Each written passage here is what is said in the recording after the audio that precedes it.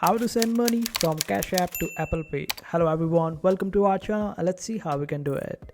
So for this you will require your cash card, and it is quite okay even if you have the virtual cash card. For that, just simply go to the section of cards at the bottom. You will be able to find it. Just simply click on it.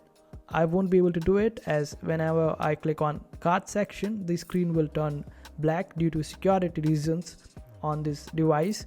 So just go to the card section, and over there you will be able to find the option of add card to Apple Pay.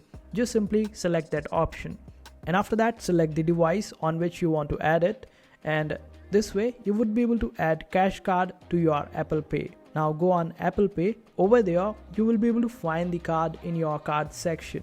Now just simply click on the add money on Apple Pay, and this way you would be prompted to select the cards from which you want to add money. So select cash card over there. So this way you would be able to add money from Cash App to your Apple Pay, and that's how you do it.